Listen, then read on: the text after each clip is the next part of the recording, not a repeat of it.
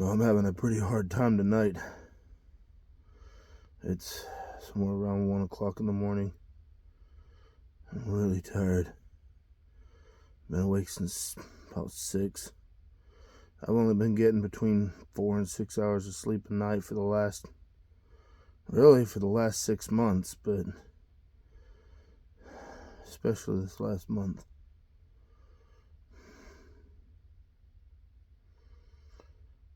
Tonight's especially hard.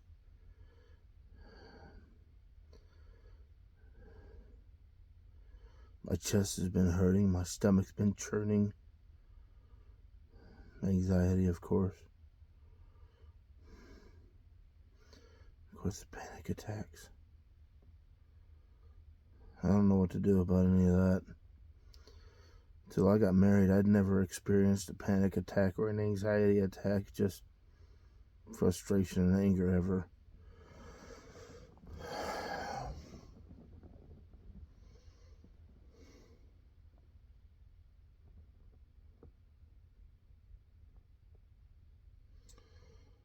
Every time I close my eyes, memories pop up, images in my mind. Good memories. Those are the worst things in all of this, the good memories. Because they're all so meaningless. Every ounce of effort, every smile, every touch, every kiss, every single tender moment was completely meaningless. Nothing.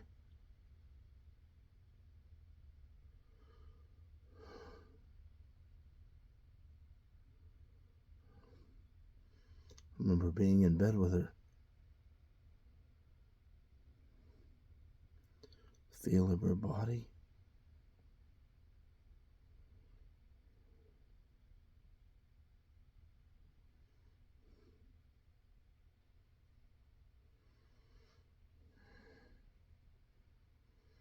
I'll never feel that again.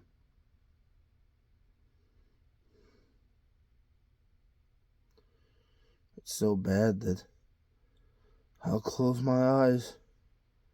Those images flash in my mind, and there'll be these involuntary movements like convulsions. Mess with my breathing. I'll have to struggle to inhale or exhale. I'll have to struggle to breathe. This need to just scream out.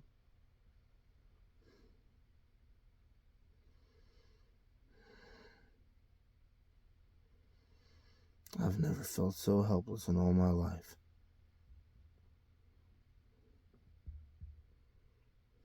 Honestly, the only reason I'm even making this video is because I have nothing better to do. I don't have anybody to talk to about this. Well, at least not this late at night. I try to talk to my mom about it, but, during the daytime, she, just like everyone else, she has so much going on. I used to talk to my wife about things like these.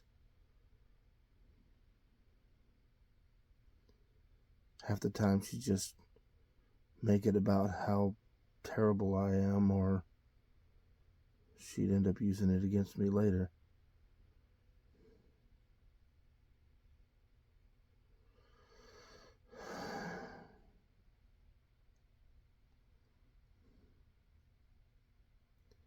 I feel like I'm being attacked from the inside now. I can't breathe right.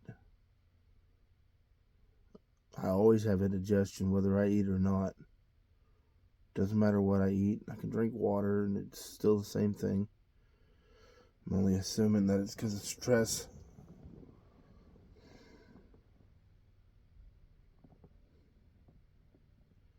I wish I could just go close my eyes and fall asleep. 1,000 moments a day remind me of what I'm losing. Every time I close my eyes to go to sleep, Memories flood my mind and remind me what I'm losing. Feelings I'll never feel again. Looks I'll never see again. Smells and tastes I'll never experience again. Yes, even sounds. The feel of her skin.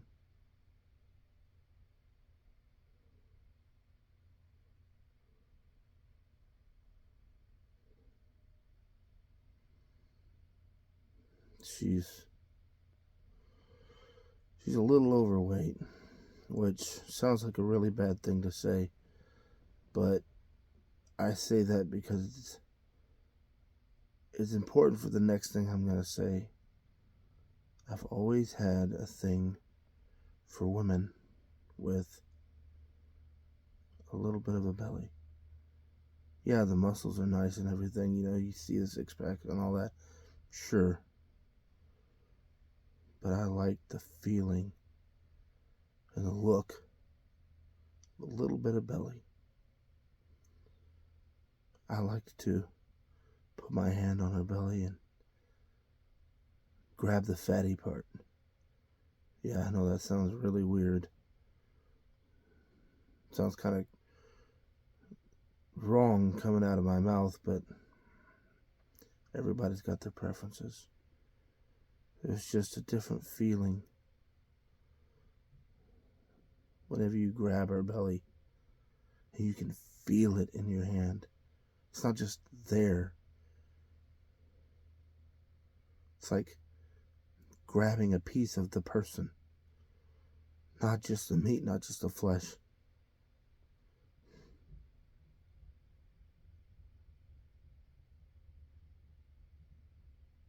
It's like grabbing a handful of the one you love.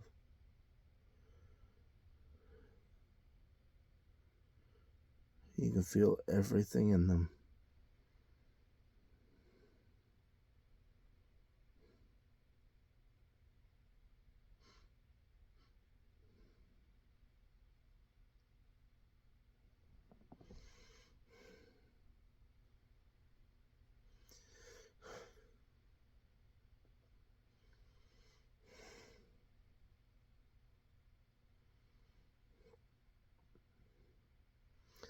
I think this is something that women misunderstand about, I won't say all men, but many men.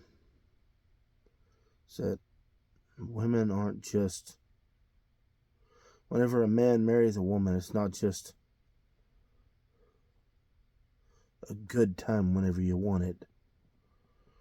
It's not just being able to have your way completely unmitigated.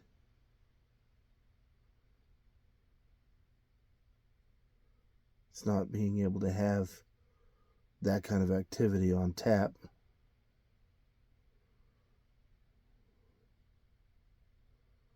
Whenever you lose a woman you planned the rest of your life with, all the way to your death, you're losing your future. You're losing half of you. You gave her your soul and you've lost that too. She took it and she threw it away. You don't get that back. If you give a woman your soul, you don't get it back. Even if she leaves. Even if you leave, you don't get that back.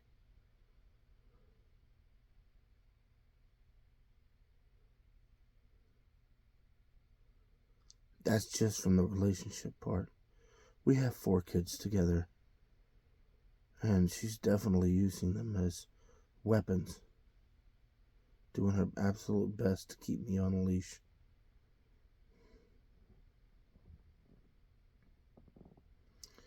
I find myself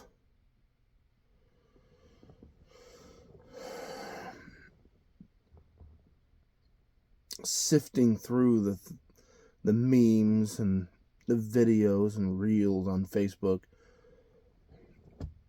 and measuring them and censoring them and whatever else before I post anything, because I don't want her to try and take my rights to my kids away completely out of anger or I don't know, a sense of revenge.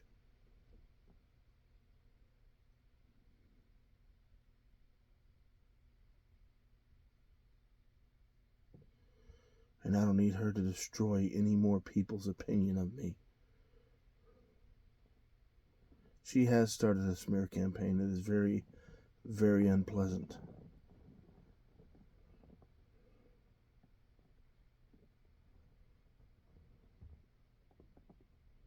I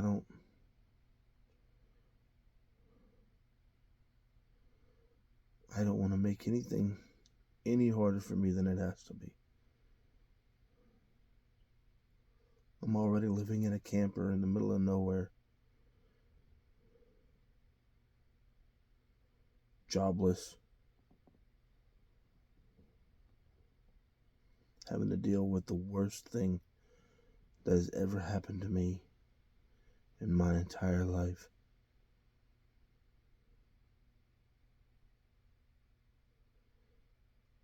And I know that if I posted anything on Facebook that angered her or made her feel attacked, she'd take my kids away from me.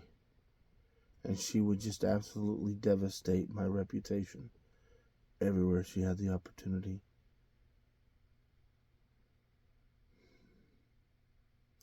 She was doing that kind of stuff before we separated, before she told me she wanted a divorce. She's been doing that kind of stuff for years. And now, she can do it with impunity. I'm not there to regulate her, as it were. Probably an unfriendly word to use in that sense, but when you have to go back home to the person you're talking about, you tend to talk a little less about them, at least negatively.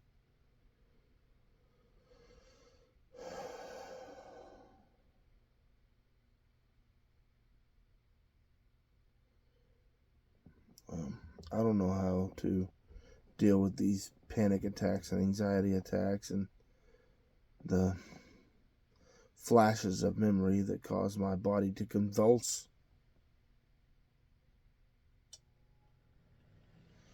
I gotta figure something out. I'm no good to anyone in this state. Not my soon-to-be ex-wife, not my kids, not myself, not my parents or my brother. If I get a job, this is gonna make it doubly hard.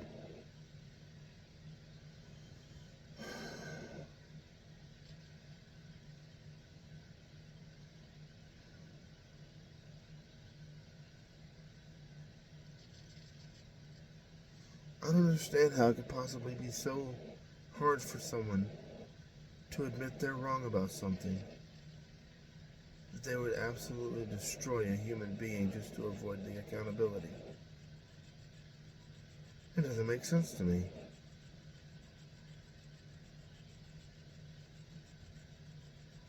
You know, she almost had me convinced that I could be a narcissist. I was genuinely concerned I could be a narcissist because of some behaviors I exhibited whenever we first got together. They were very narcissistic. I hate it. But it's in the past. There's nothing I can do to change it. But see, today it occurred to me, when I realize what I'm doing, I apologize. I admit that what I was doing was wrong. And then I change my behavior. I actually take accountability. Narcissists don't take accountability.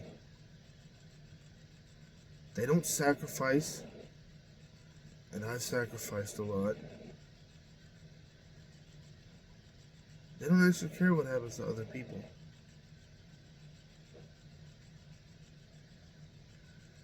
I might be toxic, but I'm not a narcissist.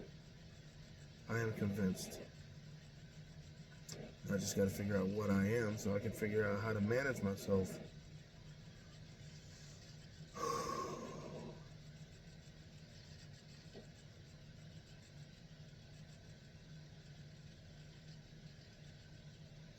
Well, on a slightly brighter note, I guess. Here soon, I will be starting a new channel. Called The Real Respawn. It's not up yet, but I'll post a video when it is up. It will be a podcast, or at least as proper as I can make of a podcast with a cell phone. It will be a divorce podcast. I'll be interviewing people who are in the middle of divorce, people who have gotten divorced, people who have been divorced by other people, and people who have recovered from that divorce. You know, asking the hard questions and trying to find out the key to all of this. Hopefully it'll help me, but more than that, hopefully it'll help some of you guys. I don't want to be the only one healing from these things. There's 8 billion people on this earth. I can't possibly think of only myself. I'm not even a drop in the bucket. I'm not even a drop in the drop of the bucket. Or in the bucket. Anyway. Each individual is so insignificant on a grand scale. How one can let ego determine their existence and the face of such insignificance is absolutely astounding and mind-boggling. Unfortunately, I was one such person at one time.